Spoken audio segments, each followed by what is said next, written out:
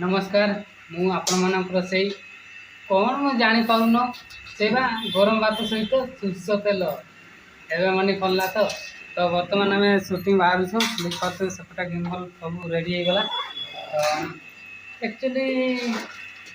आपण मानक गोटे कथा कहूँ कि आपण मैंने रोल के देखिन कि खाइन ये भुवनेश्वर देखली रोल दुकान टिफिन दुकान पूरा लाइन लगी आपण मैंने तो जानी नथिबे मु गाँवली छुआ टिके मु बाहर कुआड़े जाई नथिली ना सेहि मु किछि आम गाँव रे एकटा अछि बोली मु भावितिली तो किछि बाहर को पड़ी आसली बहुत देख सारिनी आउ देखाटारे मु आपण मानकु टेंशन दउतिली एबे हम भुवनेश्वर पड़ी आसली सब देखली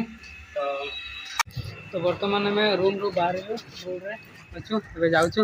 यू वाइस गाली गाली हाँ तो भाई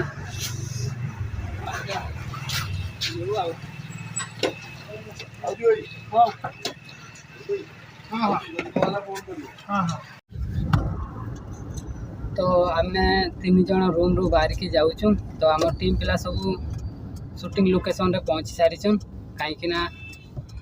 से लोकेशन रे आगे तोरे शूट होता यहाँ आमर पार्ट 2 वीडियो शूटिंग हम से लोकेशन रे से माने पहुँची सारी तो एबे आम जाऊँ तीन जन से माने आज एक्चुअली बहुत सकाळू शूटिंग बाहरी एमती कि 7टा हो जाइए तो सब दिन शूटिंग बाहर 9टा 10टा एबे बहुत जल्दी सकाळू बाहरी तो कहीं यहाँ आम भुवनेश्वर मोर प्रथम शूटिंग तो ये आमर जल्दी शूटिंग आरंभ करी सकाळू बाहरी तो चलतु आमर शूटिंग पिला सब लोकेशन रे पहुँची जाइछु आमे जाइकी पहुँचुछु तो यू आमर नुआ मांडू आसो तो सेपटे तांकर घर अच्छी तो भाई फोन करते बाहर कहले तो वेटिंग से माने गेट रू बाहर आसीगला। हाय प्रियंका मु कहली कौन खाइछ मु खाइछि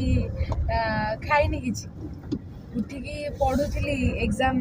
23 रे ना सेतिबे उठिकी पढ़ुଥିଲି 6टा रे 4:30 रे उठिकी गाधेइली गाधेइकी रेडी हेकी बसथिली 6टा रे भाई कहितले आसीबे हमर तो सब बेले 6टा रे गाड़ी आसुची सीता भाई मते किछि कहलिनी मते सकाळू बहुत भोक लागुची कहीं ब्रश कर देकरी पानी टुपे पीकरी पड़े आसबी तुम सहर को आसी ये मत खाइबा को आनलो।